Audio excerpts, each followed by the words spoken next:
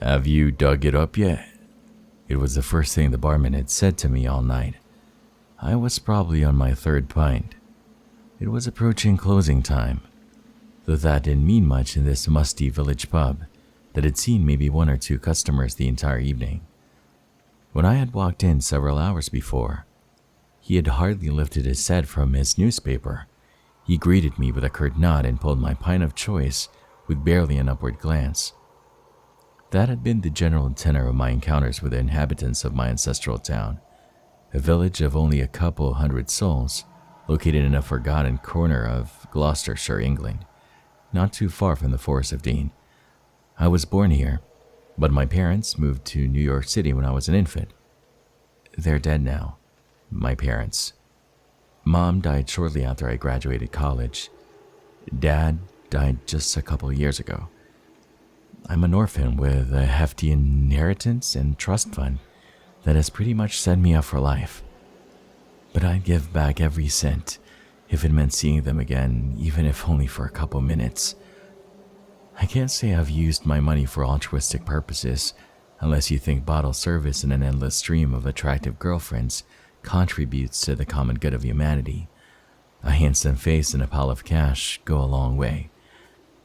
You might ask why such a dedicated libertine as myself was on his third round of warm beer in a very blighty part of Old Blighty. The short answer is that I turned 30. I woke up the morning of my 30th birthday with a profound sense of unease. That malaise only deepened when I checked my phone to find that my current girlfriend had just broken up with me via text. A first, even for me. As I checked my emails, still shaking off the disbelief that I had been dumped, I found a third bad omen. I had received an email from my solicitor in London. He was notifying me that he had received an offer to purchase my father's childhood home in the town of my birth. On any other day, that would have been welcome news for me. While I hadn't been actively trying to sell it, I had anticipated disposing of that house for years. But on my 30th birthday, it unsettled me greatly. As I sat in my apartment sipping a much-needed doppio espresso, I realized that I actually felt something towards this piece of property that I hadn't seen since I was in diapers. The thought hit me like a brick. Selling it would sever the last link to my family. I was the only one left after all. Being forever alienated from that past conjured within me a sadness I didn't know I could still feel. I looked around my Manhattan apartment at the bland, minimalist furniture that an interior decorator had chosen for me. "F*** it," I said. I was moving back to England. Now, I'm not a total asshole. I didn't expect a ticker tape parade or weeping old women coming up to me with homemade treats, pinching my cheek, telling me what an adorable golden curled baby I had been, rejoicing that their prodigal son had returned. But I did think that since no one moves to this place, ever, let alone an American, the people would be mildly intrigued about my arrival. Not so. People were committed to keeping themselves to themselves, which is totally fine, of course. I tried to chalk it up to cultural differences, though my English parents had been perfectly amiable, outgoing even. But I had been here for almost a month, and I was lucky to get a blank stare as acknowledgement of my existence. No greetings, no introductions, nothing. I'm sharing all of this as background to demonstrate just how jarring it was to hear that question from the barman. In fact, I almost fell off my stool. "Excuse me? Dig what up?" I asked incredulously. The man smiled as though indulging a child with a secret. He was an older fellow with more hair growing out of his ears than on his head. "You know," he said, wrapping his reddened knuckles around the corner in enthusiasm, "the time capsule." "The what now?" "You are the Catesby boy, aren't you?" "Yes, I'm William Catesby." "And you have moved back to Catesby House?" Yeah. I know, my ancestors were not very creative when it came to naming things." "Well then, It should be right there in the garden. 100 years it's been. It's time for it to come up. A time capsule, huh? I suppose it would have been buried by my great-grandparents. Yes. Richard Catesby, your great-granddad. Sounds fun.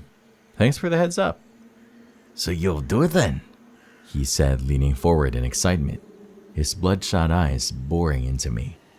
Sure, why not? I was beginning to feel a little nervous. When? He asked, almost breathlessly. I don't know. Maybe if it's not too wet, I'll do it this weekend. I contemplated asking him why he was so interested, but thought better of it. Again, this was the first conversation I'd had with someone here, and I didn't want to get on anyone's bad side, least of all the only peddler of booze in town. A booming shout of joy escaped the man's lips that nearly toppled me over with its unexpected exuberance. He clapped a burly hand on my back like I was his long-lost nephew. There's a good lad, he cried. Were those tears gathering in the corners of his eyes? Thoroughly creeped out, I got up to make my escape and asked him what I owed for the pints. He shook his head. On the house, he said, waving away my signs of protest. He grabbed my shoulder and pulled me towards him, giving me a full whiff of his chemical-smelling cologne.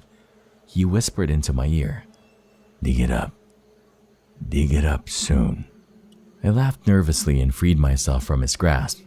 While free beer is generally something that lifts my spirits, I found myself wishing he'd taken my cash. My neck burned as I turned and left the pub. I could feel his overly enthusiastic stare on the back of my neck.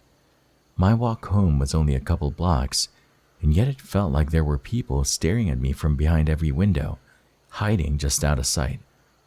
The next morning, the entire village had completely changed. It was as though overnight, it had turned into the opening scene in Beauty and the Beast. Everyone I passed on High Street waved and said good morning to me, even addressing me by my name. The middle-aged woman checking out my groceries at the shop greeted me with such a bright, deranged smile that I almost left everything at the register and walked out. Glad to hear you're digging up the time capsule, William. The lady hadn't even acknowledged my existence yesterday, and now she was acting like we were best friends. I was tempted to call this to her attention, but the thought of provoking her ire filled me with even more dread. Yeah, it certainly seems to be the source of a lot of excitement around here. Her smile widened even further. That's right, William, she said. I paused to allow her to elaborate, but she just kept smiling. I quickly gathered my purchases and left. That night, I contemplated my garden. It was a modest affair, with some lovely rose bushes and shrubbery that was due for a good trimming. Moss-crowned stepping stones led to a wrought iron bench.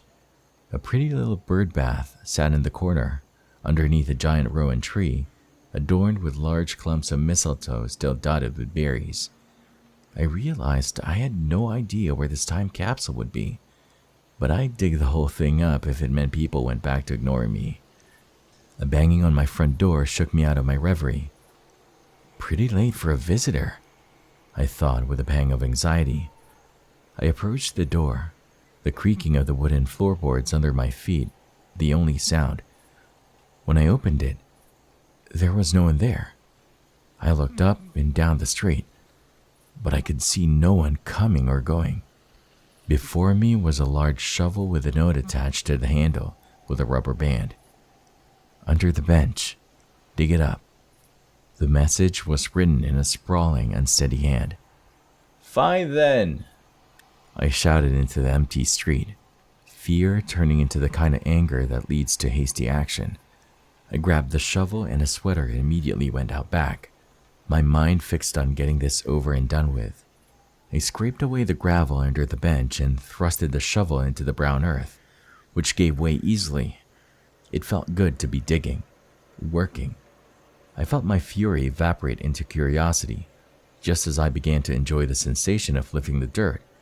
I felt the same feeling of being watched that had been plaguing me since my conversation with the barman the night before. I stopped and leaned against the shovel, looking around me, searching for the source of that feeling, the beginnings of sweat condensing at my brow. While the house was freestanding, I could see the neighbors on either side of my viewpoint in the garden. In both houses, the shades were drawn, the windows darkened. Back beyond my vine-covered fence, there was a large dormant field bordered by a dilapidated hedgerow and walking path that was perfectly charming during the day. That night, the darkness was overwhelming, but I could see nothing that could have been the source of my unease. I kept digging, pushing away the paranoia. I had uncovered a couple of feet of dirt when I hit something metal. I threw aside the shovel and bent down to brush away the remaining dirt with my hands. It was a medium-sized tin, the colorful remnants of an illustration for biscuits on the rusted lid. I opened it, not knowing what to expect. I removed a pair of postcards. "The Royal Wedding, Long Years of Happiness," they read, with pictures of a couple that was recognizable as the future George VI and Queen Elizabeth, the Queen Mother. The card was dated April 26, 1923. There were some yellowed newspaper clippings also commemorating the royal wedding, among other news stories. A couple of additional postcards featured 2 football teams sitting with their arms crossed, commemorating something called the Cup Final at Wembley Park on April 28, 1923. So far, so typical of a time capsule. Underneath the paper ephemera was something heavy. I removed the items carefully and found a single horseshoe. For good luck, maybe? I muttered to myself. I picked up the horseshoe and turned it over. There were no markings or engravings. It was heavy, maybe iron, and seemed more decorative than practical. My mother had been fond of horseshoes. She had been a fine equestrian in her youth and had one hanging over the door of our apartment. "For old time's sake," she had said. "I'll hang it up for you, Mom," I thought, eyes stinging. She hadn't had much luck in the end. The last item was a picture of a man in a dapper suit with a flamboyant mustache. He had the dark hair and the long, plain face of the Catesbys, a face I had, through the miracle of genetics, been spared. "Another Catesby crow," my father would joke while looking at old pictures of his family. "You see why I had to marry a lady as pretty as your mother?" I chuckled at the memory. This Catesby crow had to have been my great-grandfather, Richard. I was disappointed to see that there was nothing else in the box. All of that hysteria for this? I wasn't sure what I was supposed to find. I put the items back in the box and stepped out of the hole I had dug. As I was considering whether to go to bed or fill everything in, I noticed a white gleam just below where I had removed the tin. Putting the tin aside, I climbed back down to see. It was smooth and white as I brushed the dirt away. I immediately knew what I was looking at. Bone. My stomach flipped. Not just bone, a skull, unmistakably human. Holy shit. My hands trembled, but I continued to excavate. The handle of a stiletto knife stuck out of one of the eye sockets. A piece of fragile, nearly decayed paper beckoned from between the teeth. Common sense told me to stop now and call 999. But I knew that whatever crime had occurred, it had occurred long ago. I pried the piece of paper from the jaw. There were words scrawled on it. In a compact, neat script, it said simply, "You must give them what you owe." "Oh, that's fucking ominous," I said. My teeth clenched. I pulled the stiletto out of the eye with a groan. It was a simple knife, maybe something mass issued to soldiers. My heart pounding, I hastily shoveled the dirt back over the skull. From the houses on both sides of me, I heard a rustling. I swiveled my head just in time to see the swish of curtains, but nothing more. Shuddering, I took the stiletto, paper, and tin back into the house and placed them on the kitchen counter. For a moment, I stood staring at the items, daring myself to contemplate how and why they had been placed in my garden. By then, I was tired and filthy and sick of mysteries. I decided to take a quick shower. Afterwards, I tried to fall asleep, pulling the quilt over my head as though I were a child afraid of the dark. I quickly drifted off and immediately found myself in the middle of a vivid dream. I was standing in the clearing of an ancient wood. Before me was a stag, struggling against some invisible force. The stag bucked his antlers up and down, as though trying to free himself from a net or a web, his eyes wild, his mouth gaping, foaming at the intensity of his effort. I took a step towards him, and at my movement, he was still, eyes now fixed on me. I could feel the malice emanating from him, as though I had interrupted something important. It lowered its head, as though aiming its antlers on me, and pawed the dirt before him, as if preparing to pounce. I willed myself to run, but I couldn't move. The stag lunged at me, burying his antlers into my stomach, throwing me to the ground, bleeding. He reared to bring his hooves down on my head, but just before he could do so, a terrible clanging sound echoed around us. My eyes flew open, and it took my brain a few seconds to realize the clanging sound was no dream, but real. I was on the floor, my feet tangled in the sheet. It was a bell, a church bell, ringing so loud it was as if I were inside of it, though the only parish church in town was several blocks away. At every knell, my head throbbed. Pain exploded throughout my body. I stumbled out of my room, my body moving with no purpose beyond the instinctual urge to escape this torture. After several minutes of pain that blinded me so badly I could hardly find where I was going, I found myself in the kitchen. To my horror, every door of every cabinet, every drawer, was opening and closing to the rhythm of the bells. The objects from the time capsule sat silently on the counter, exactly where I had put them before, as though accustomed to being surrounded by chaos. Through my kitchen window, I caught a glimmer of light coming from the garden. It was some sort of flame suspended in the dark. No, it was a torch carried by a hooded figure, its face obscured. My judgment dulled by the pounding pain of the bells, I grabbed the nearest object I could find, the horseshoe. With a frenzied motion, I pulled open the window and lobbed the horseshoe out at the figure, but it was already gone, its flame extinguished, as though it had dissolved into the very night itself. In that moment, the bell ceased and I collapsed to the floor in relief, the silence so sweet, so perfect. Somehow I managed to sleep the rest of the night on the floor, in that exact position, too weak and tired to carry myself to bed. In the morning, I woke up groggy, nearly every corner of my body sore and unpleasant. A shower didn't help, neither did my coffee. The sunlight draped the kitchen in an innocent honey glow, but it wasn't enough to make me forget that my head had nearly exploded from chiming bells the night before.